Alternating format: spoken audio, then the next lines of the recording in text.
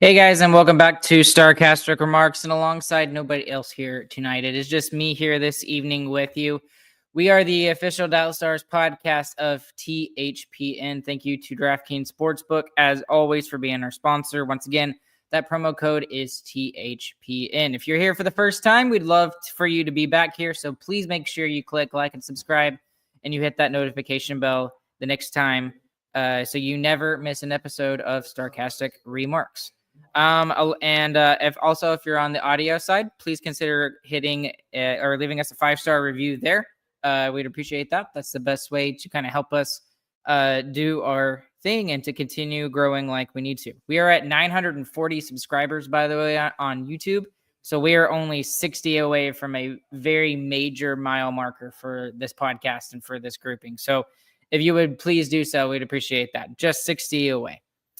All right. Sorry for the delayed start for this episode here this evening, but we had another important game going on for the Chambers household, and that was the Texas A&M game. And unfortunately for the Chambers household, the Aggies fell shortly. I'm sure some of you are very happy about that, but that's what we were waiting for. We were waiting for that game to kind of get wrapped up and going before I could give this episode and the podcast my full attention here. So before we jump into this 4-3 win for the Dallas Stars over the Utah Mammoth, I just want to do a quick word about something far more important. And I want to give a quick stick tap to Taylor of NHL.com. And she gave the first star of the night to Clayton Keller, whose father unfortunately passed away in it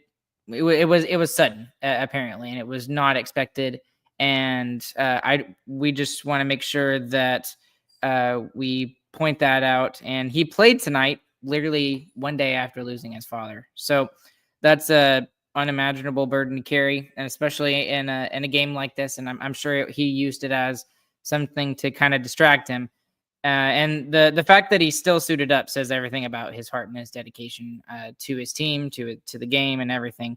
But regardless of who you root for, you absolutely have to respect the human being underneath that jersey. And that was also a reminder of what happened to Mark Scheifele in the playoff series last year. I think it was right before the playoff series started, actually, and he lost his father as well. So tonight, my thoughts and the thoughts of many Stars fans across the world are with the Clayton Keller family. So now turning to the ice real quick, this game had a little bit of everything. It was awesome. The debut of the 99 jersey came out, which honestly I absolutely love.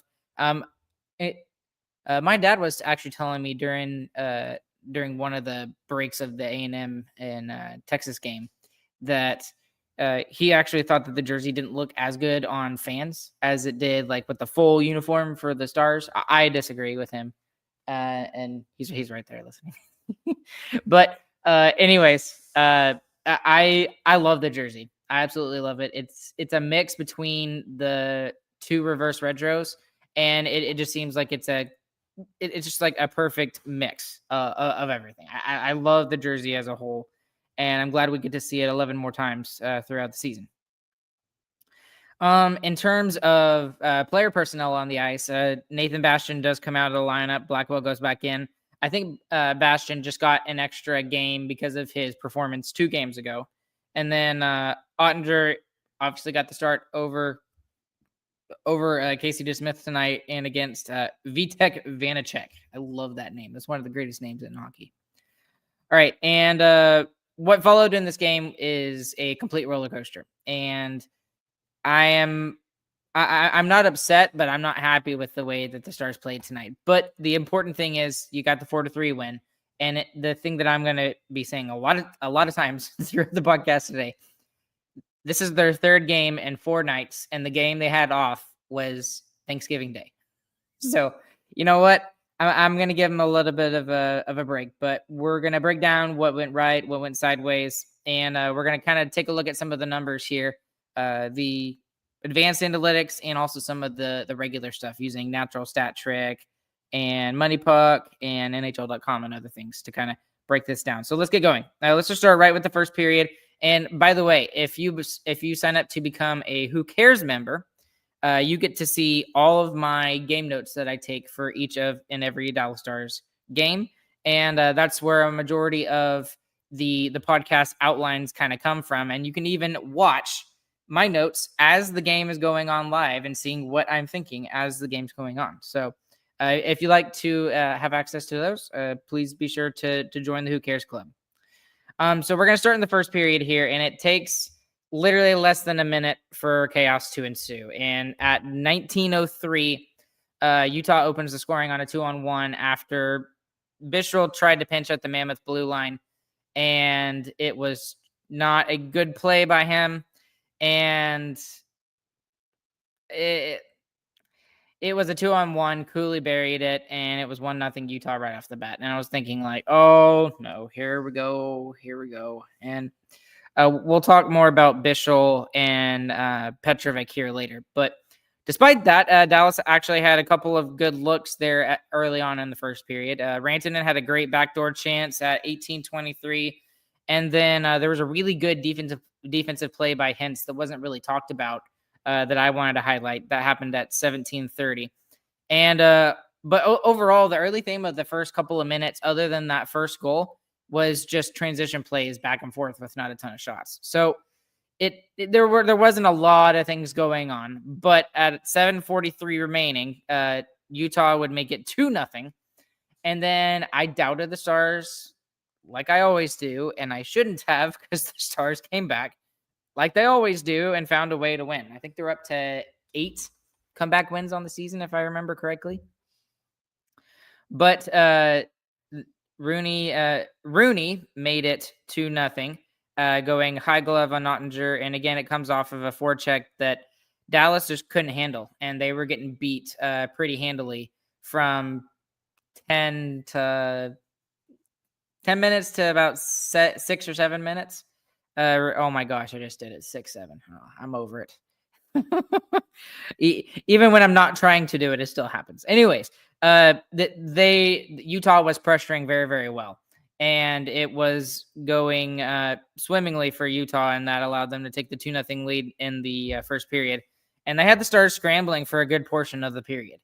And even though it was transitionally a lot of stuff going on through the first, 10-ish minutes of the first period, Utah was the better team for a majority of that first period.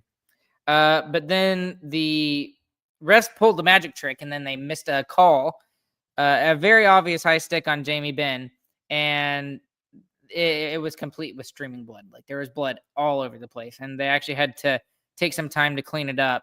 But it went to break. When we come back from the TV timeout, the refs decided to go ahead and give the double minor to the Utah Mammoth, which puts the Stars on the power play for 4 minutes. So they finally grabbed momentum, Dallas did, on the power play, and it continues to be the best part of the Stars game, to be honest with you.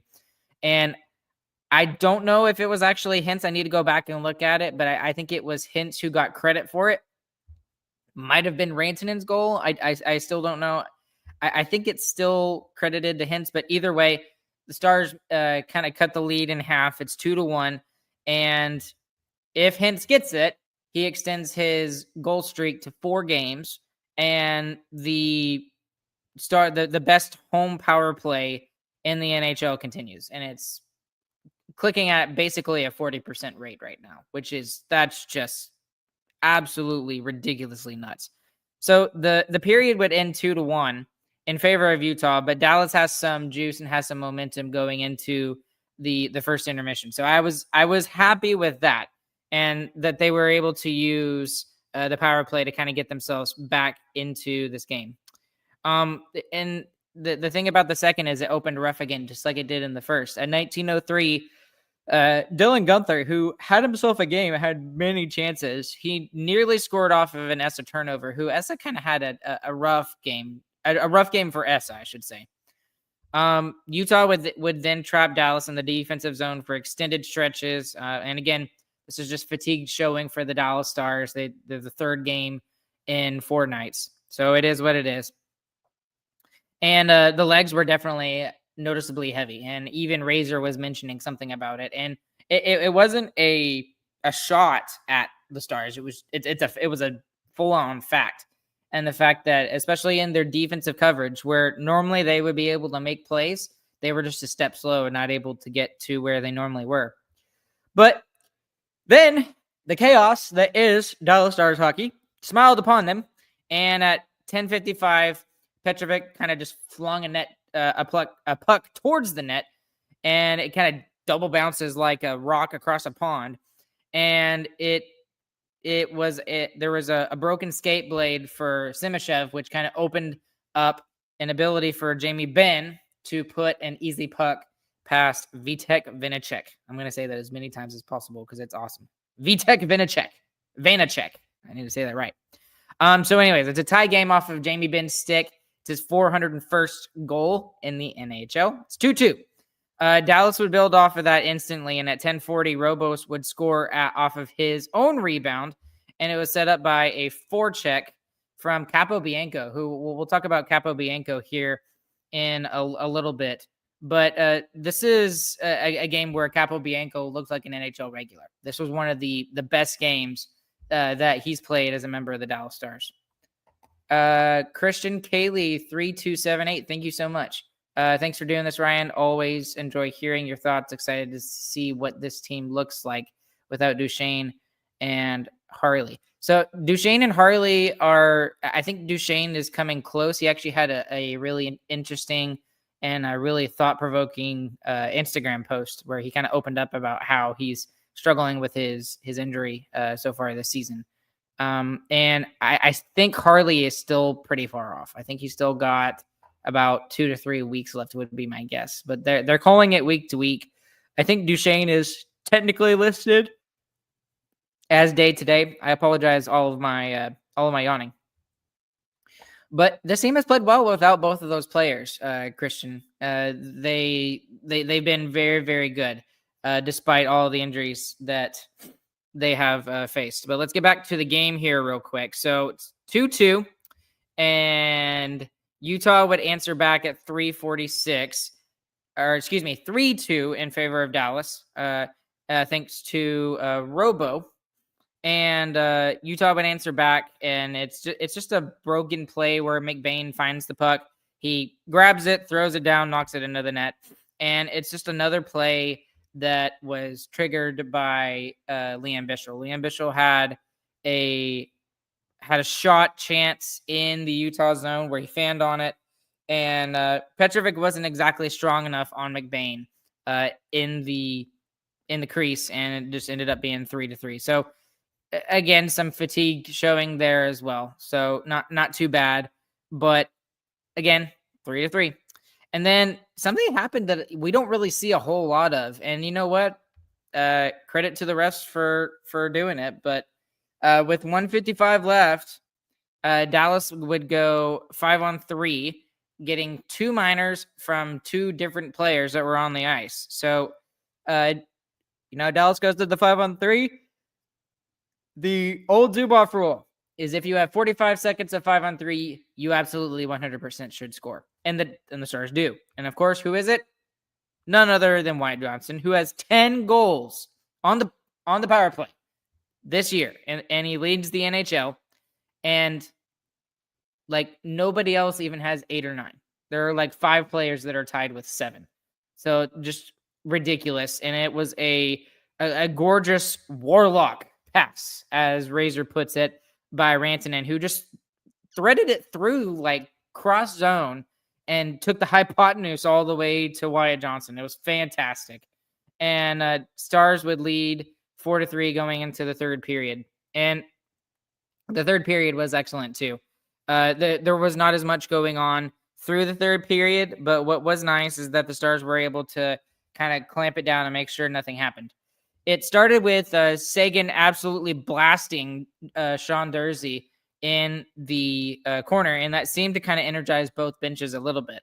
But Utah immediately would get some chances. Krause and Gunther would both have high-quality looks. Bichel would continue his rough night with several with several shaky decisions, and he had some failed clear attempts out of his own zone too. But on the flip side of that, despite Bichel kind of having a rough game and also Petrovic having a little bit of a rough game as well, Capobianco, I had to write something about him again. He just kept shining. He had some strong neutral zone reads. There was one play in particular where it looked like the Mammoth were going to be able to have an odd man rush, and Capobianco just very calmly just kind of stepped up and took a pass and got in the way of a pass. And he had some strong play in his own zone and some steady play under pressure, which we haven't really seen a whole lot of from Capobianco this season. But the middle of the period is just basically pure survival mode by the Dallas Stars. They had some chances, but the Utah Mammoth were racking up some chances, and especially the one that was more noticeable than any of them was Clayton Keller. He was showing why he's one of the most underrated players in the NHL, and he had 4 chances that I can count off of my notes.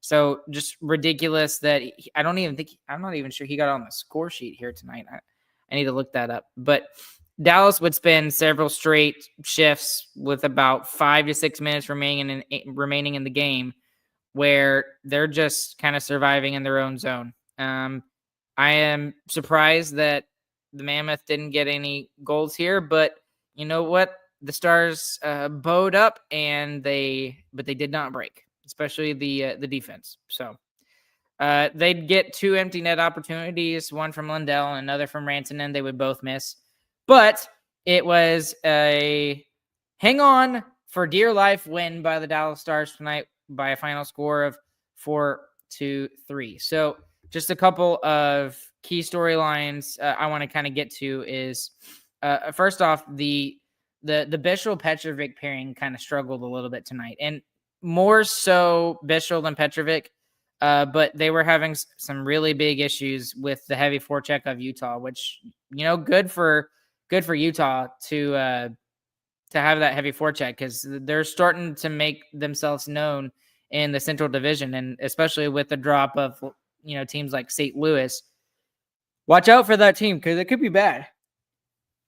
He also had a couple of turnovers that led to rush chances, and of course he had 2 goals by the I almost said Kraken. 2 goals by the Mammoth that were directly connected to him. So, and he seemed to be making some weird and different decisions under pressure, and it was a real issue tonight. But again, I'm not upset with him at all. It's the 3rd game in 4 nights. They're all tired. He's still young, and a lot of people forget that. He's still 21 years old. Like, the guy is playing number 3 minutes when he probably shouldn't be. It's just he's being thrust into this role because of all of the injuries that the Stars are having to deal with. Another guy I just want to give my shout out again to Kyle Capobianco. Kyle Capobianco, or Coco Banana as Luds refers to him. That was one of the best games that Capobianco has played for the Dallas Stars, if not the best. So I absolutely love the fact that he had a great game. He had some clean exits. He looked confident tonight too, which is very different. And what we've seen over the last several games for Kyle Capobianco is, the defensive plays are not always the greatest. He's normally pretty good. But what we've seen more from him is his ability to move the puck out of his own zone, and then that offensive snare that he has compared to others is definitely starting to be shown out there on the ice, and it's good to see. If you want some fancy analytics here, advanced analytics, he had 0 failed exits during his first 13 shifts here tonight. So that's very good to see from Kyle Capobianco. Roope Hintz quietly seems to be taking a back seat. And what I mean by that is with the ridiculousness of Wyatt Johnston and Mikko Rantanen and Jason Robertson, Roope Hintz is taking a back seat in terms of those guys, because he has been a point per game player over over the last 15 games, 16 games since he's been back from injury. He's been excellent. He extends his goal streak to 4 tonight, if that goal counts for him. And he's been offensively dangerous, and he's been defensively reliable. I mean, I made several notes about him tonight where I talked about his defensive coverage in his own zone. And his expected goals for his line is around 62% over the last 5 games. So that's just absolutely elite play from Roope Hintz. I'll go ahead and let me talk about this real quick. Wyatt Johnston, again, he's just leading the league in power play goals. He continues to do so. He's at 10 now. He's finishing plays in tight consistently. If you look at the charts of where he is scoring, most of them are very much in tight. Like they're not long distance shots like Jason Robertson does. They're very much in tight, and they're very much finishing how you would expect someone in tight with those kind of chances to do so. And a lot of it is Rantanen kind of opening it up himself. But still, fantastic work. And I think, was it Razor that said he's on a 33 goal pace for power play goals for the regular season? That I highly, highly doubt that that's going to continue. But if it does, great. And maybe he gets to 40 goals by the end of the year. Wyatt Johnston does. And then this one is being talked about over here in chat a little bit. And I kind of want to end a majority of our time left with this. And it's mostly about Jake Ottinger. He is solid, but not perfect. And maybe perfect is the wrong word there. He's being solid, but he's not elite, right? He has made some big saves. He has for the Dallas Stars. But I really feel like he needs to be better. And what's crazy about all of this is that he's getting all of these wins, and he is doing this despite the decor that's in front of him. If it's Liam Bichsel probably shouldn't be playing as a number 3 right now in the NHL. But he's allowing 0.45 more goals per game than expected over the last 4 games that he has started in. So even though Jake has not been perfect and he has not been elite, he has been solid enough for the Dallas Stars to continue to pick up wins. They've picked up points in 17 of their last 19 games. That's been a storyline for not just myself, but the Stars themselves. I know Brian Ray was talking about it in the pregame show. It's just something that the Stars have continued to do. But we're also looking past this, right? It's great that the Stars are playing well. They're kind of buying into the system that Glenn Gulutzan wants them to play. But if you're looking at the playoffs, you've still got to go through the best team in the NHL right now, which is the Colorado Avalanche. And they pick up a point again tonight here. So there's still only been one game where the Colorado Avalanche have not been able to pick up a point, and that was a game against Boston early on in the regular season. But it still feels like Jake has got to be better. And let's pull up Darren's comment over here real quick. Yet Jake has played better as the season has gone on the past 3 seasons. So, yes, agreed. And that's something that needs to be better. But I am going to expect that to be better as the season goes through. So I agree with you. The forecheck for Utah also created a lot of problems for the Stars. It forced extended D zone shifts in our own zone.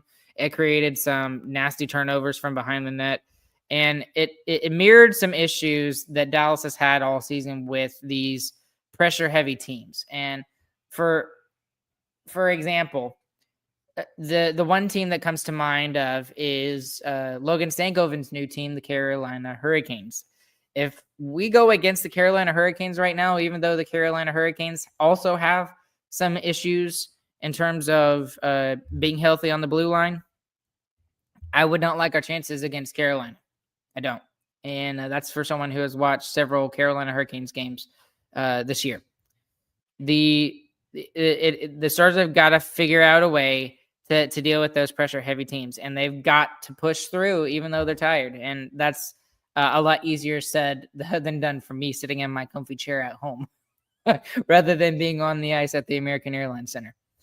A couple of things that went wrong, just to highlight them real quick. The D-zone puck battles, we kind of lost them repeatedly here tonight. But again, third game in 4 nights. Bishop Petrovic, they were underwater all night. And it worries me about Esa Lindell and Miro Heiskanen as well. With all of the minutes those 4 guys are playing, they're playing way above what they should be doing. And maybe a day off tomorrow will help, and that will be good. But I don't know how long they can continue to lean upon these 4 guys. It really feels like that Kolyachonok and Capobianco have got to step up a little more. And they, instead of playing 12, 11 minutes per night, maybe they need to play 13, 14 because it's not getting, it's not good. And I don't think that it's a recipe for success, especially if both Lyubushkin and Harley are going to be out for another 3 or 4 weeks. That worries me tremendously. Fatigue was clearly visible for the Stars here tonight. I'm not worried about that. That will get better when the Stars have more rest. Ottinger's glove side, the vulnerability on that glove side continues for Otter. And I'm not sure that, I don't know.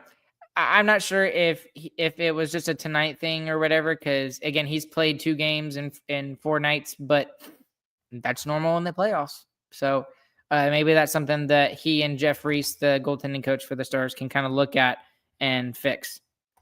But there were several things that did go right here tonight, and the Stars were able to lean upon that. And most of that was the power play. The Stars power play remains top 3 in the NHL and the best at home. And it's just absolutely lethal.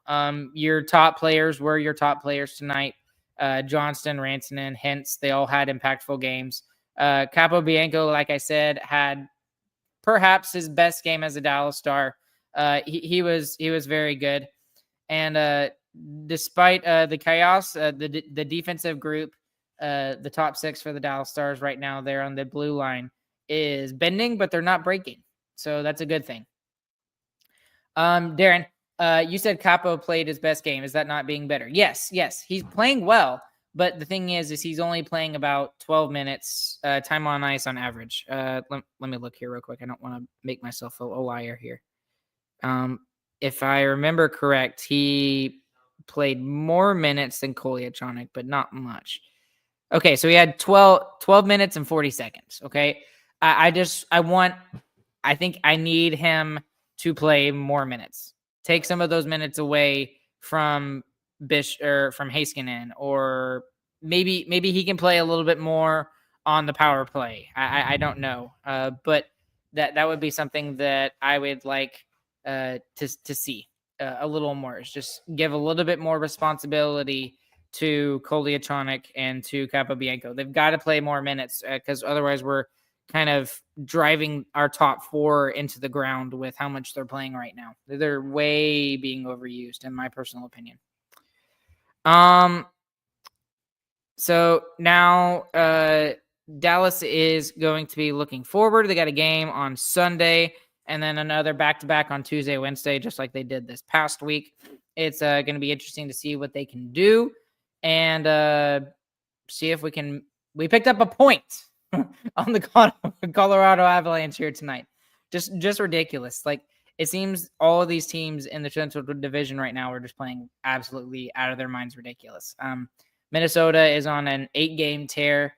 Colorado still picked up a point here tonight, but they had a 10-game winning streak that was snapped tonight. I mean, Utah is kind of going on the opposite side, but they're playing a little bit better as of late compared to how they did earlier. I think they were like 1-5-1 at one point. And I'm not saying they've been great over the last couple of weeks. I think they've been like 2-2-3 or something like that. But the Central Division is very top heavy right now. Let's just say that. So it's just crazy looking at the standings right now. And they say that if you are in a playoff spot at American Thanksgiving, you're more than likely going to be making the playoffs come April. So that's going to be interesting to see what if the Stars can make that happen. And I think if there's a year where that's less true, I think this year because the standings are just everywhere. If you go and look at the standings, especially in the Eastern Conference, it's just so ridiculous how tight everything is. It's basically like the Avalanche just in one tier by themselves. Dallas is just in another tier just below them, and then everyone else. That's basically how it is right now looking at the standings. It's nuts. But biggest winner, biggest loser here tonight. Biggest loser I got to give to Liam Bichsel. That first goal is very concerning. He's again, I'm going to give him the benefit of the doubt. Third game in 4 nights. He's a young player. He's still going to be making mistakes. And if you're going to play a young player like that many minutes, he played over 20 minutes tonight, you have to be okay with the fact he's going to make mistakes. And the Stars were able to outscore their problems here tonight and outscore that particular mistake. The other one I would give it to is Jake Oettinger, not necessarily because he was bad tonight. He had some good saves and he had some high quality saves, but it's still that twinge of worrying about him and the fact that he hasn't shown his eliteness. And I still think it goes back to, there's been a lot of things that have changed for Jake Oettinger over the last couple of months in terms of him having a child. So I really think that is a bigger factor than people realize. Biggest winner tonight. You could go with a whole list of players. You could go with, you could go with Miro because he just ridiculous, just a workhorse back there with the amount of minutes that he's playing for the Stars. You could go with Roope Hintz and him continuing his 4-game point streak.